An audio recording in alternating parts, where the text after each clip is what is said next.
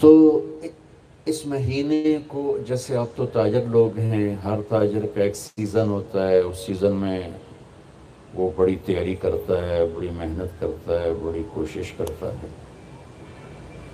رمضان ایک سیزن ہے، کس چیز کا؟ اللہ کو راضی کرنے کا، آخرت کو بنانے کا۔ جس اللہ نے یہ جہان بنایا ہے اس نے اس کو دھوکہ کہا ہے، وَمَا الْحَيَاةُ الدُّنْيَا إِلَّا مَتَاعُ الْغُرُورِ۔ آپ اپنی مل میں جا رہے ہیں، آپ سوتر منڈی میں جا رہے ہیں، دفتر میں جا رہے ہیں، زمینوں پہ جا رہے ہیں، کھیتوں پہ جا رہے ہیں، جاب پہ جا رہے ہیں، اللہ کہتا ہے یہ سب تمہاری نظر کا فریب ہے۔ تو جس اللہ نے اس دنیا کو بنایا ہے وہ اس کو دھوکہ فرماتا ہے۔ پھر ایک اور مثال دیتا ہے، کَسَرَابٍ بِقِيعَةٍ يَحْسَبُهُ الظَّمْآنُ مَاءً۔ یا اس کو یوں سمجھو جیسے تمہیں ریت میں پانی نظر آتا ہے، بہت لمبا چوڑا نظر آتا ہے لیکن ایک قطرہ بھی نہیں ہے۔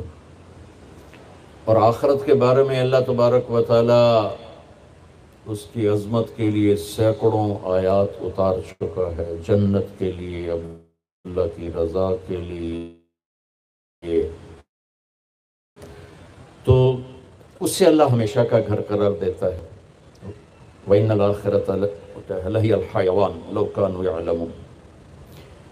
آخرت کی زندگی میں ٹائم لمٹ آف، ہمیشہ رہنا ہے۔ اللہ ہم سب کی حفاظت فرمائے۔ یا اللہ کی پکڑ ہے آگ، یا اللہ کی رحمت ہے جنت، اس میں ہمیشہ کی زندگی۔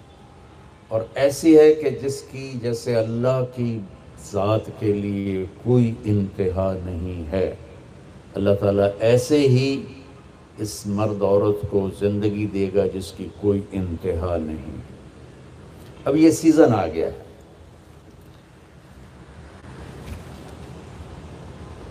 سبحان اللہ۔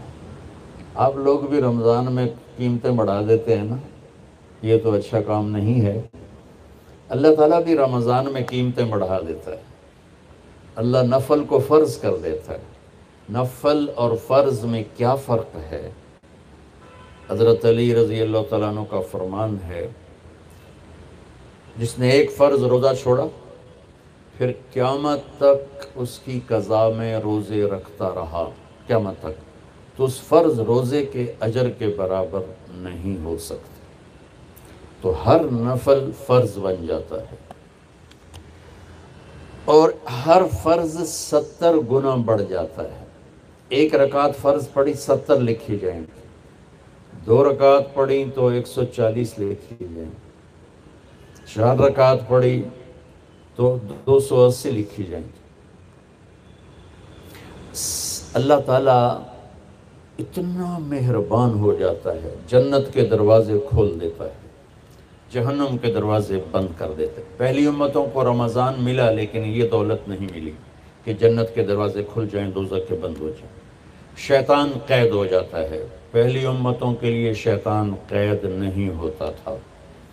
پہلی امتوں کا روزہ تھا افطاری سے افطاری، بہت لمبا ہو جاتا تھا، وہ لوگ بڑے پاورفل تھے، برداشت کر لیتے تھے۔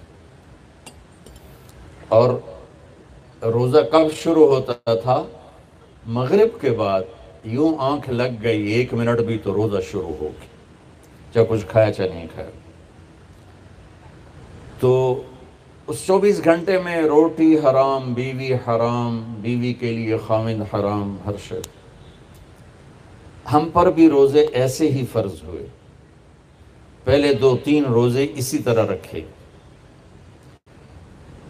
اس کی وضاحت تو نہیں ملتی کہ کون سا روزہ تھا، کتنے دن گزرے تھے۔ قیس بن سریمہ رضی اللہ تعالی عنہ ایک اونٹ چرانے والے مزدور ہیں۔ وہ اونٹ چرا کے گھر پہنچتے ہیں تو بیوی سے پوچھتے ہیں افطاری کا کوئی سامان ہے؟ وہ کہتی ہے کوئی نہیں۔ پھر کہنے لگی تم بڑے تھک کے آئے ہو، تم بیٹھو میں کچھ کر کے آتی ہوں۔ وہ کہیں سے لینے گئی، لیٹ ہو گئی، سورج ڈوب گیا۔ یہ تھکے ہوئے آئے تھے، چارپائی پہ لیٹے تو آنکھ لگ گئی۔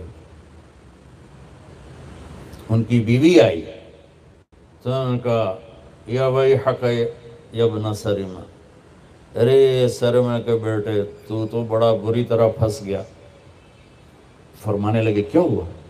کہ سورج ڈوب گیا، تو سویا ہوا تھا، اگلا روزہ شروع ہو گیا۔ تو اب روزے تھے ہی ایسے، تو انہوں نے اگلا روزہ شروع کر دیا۔ ظہر کی نماز مسجد میں پڑھنے گئے تو بے ہوش ہو کے گر گئے۔ آپ نے سلام پھیرا تو پوچھا یہ کون بے ہوش ہوا؟ کہا یہ قیس بن سرمہ۔ اب کیا ہوا؟ کہا جی وہ افطاری کے بغیر اگلا روزہ شروع ہو گیا، یہ سو گیا تھا، ہمارے نبی کو نا دکھ ہوا، تکلیف ہوئی، تو اللہ تعالیٰ نے آسمان سے جبریل کو بھیج دیا کہ میرے محبوب کے دکھ کو دور کریں اور ان سے یہ کہہ دیں کہ کلوا واشربوا حتی یتبین لکم الخیط الابیض من الخیط الاسود من الفجر ثم اتموا الصیام الی اللیل، کہ میرے محبوب کی امت کے لیے اجازت ہے ساری رات کھاؤ، اور جب صبح صادق کی سفیدی نظر آئے تو روزہ اگلا شروع ہو گیا۔ تو جب روزہ رات کا ہوتا تھا تو بیوی خامن کا تعلق بھی حرام تھا۔ ایک اور واقعہ ہوا، ایک صحابی آئے، دیہاتی سے تھے، یا رسول اللہ میں تو مارا گیا۔ آپ نے کہا کیا ہوا؟ کہا میں روزے میں بیوی کے پاس چلا گیا، اب کیا کروں؟ تو آپ نے فرمایا غلام آزاد کر۔ اس نے کہا جی میرے کو دمڑی کوئی نہیں، غلام کتوں لوں؟ تو آپ نے فرمایا 60 مسکینوں کو روٹی کھلا 2 ٹائم۔ وہ کہنے لگا مدینے میں میرے تو وڈا مسکین ہی کوئی نہیں، میں کنوں کھواؤں؟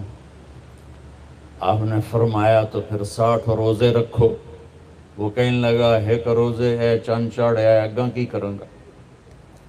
تو آپ بڑا ہنسے۔ اچھا بھائی تو بیٹھ جا، تیرے کوئی کام کرنے ہیں۔ تھوڑی دیر میں ایک انصاری صحابی آئے، بڑا ٹوکرا کھجور کا لے کر، یا رسول اللہ یہ صدقہ کی کھجور ہے۔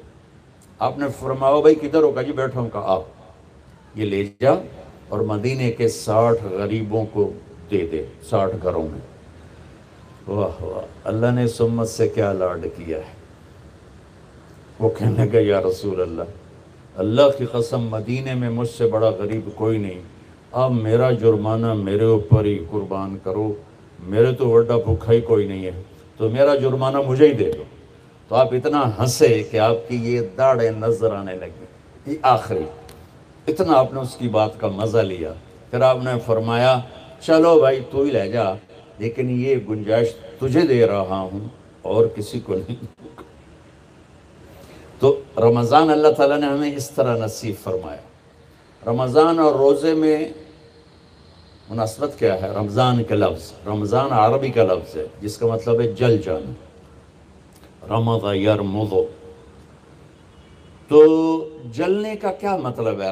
روزے کے ساتھ، روزے کے ساتھ جلنے کا مطلب یہ ہے کہ جب انسان کوئی مرد اور عورت روزہ رکھتا ہے تو ایک بھوک کی حرارت پیدا ہوتی ہے۔ خالی چلتی ہے نا مشین تو گرم ہو جاتی، اس میں آئل ہوتا ہے تو گرم نہیں ہوتی۔ اب اندر تو کچھ نہیں، وہ مشین چل رہی ہے تو اس سے جسم میں ایک حرارت پیدا ہوتی، بھوک ہے، پیاس ہے۔ تو میرا رب ہر دن پچھلے سال کے گناہ اس کی بھوک اور پیاس کی آگ میں جلاتا ہے اور معاف کرتا ہے، جلاتا ہے معاف کرتا ہے، جلاتا ہے معاف کرتا ہے۔ جب آخری رات ہوتی ہے، 29 کی رات جب ہوتی ہے تو اللہ پچھلے سال کے سارے گناہ اس کے معاف فرما دیتا ہے، اس لیے اس کو رمضان کہتے ہیں۔ اس میں ہمیں اللہ تعالیٰ نے تراویح کی نماز عطا فرمائی۔ پہلی امتوں کو یہ مشقت تھی کہ 24 گھنٹے کا روزہ، اس امت کو یہ تھوڑی مشقت ہے کہ 20 تراویح پڑھو، کیونکہ مشکل کام تھا۔ پھر خاص طور پہ آج کل کے روزہ دار جو افطاری پر حملہ کرتے ہیں، افطاری نہیں کرتے، حملہ کرتے ہیں، کی سموسے، کی پکوڑے، کی پیزے، کی پیس، کی مچھی، کی بٹیرے،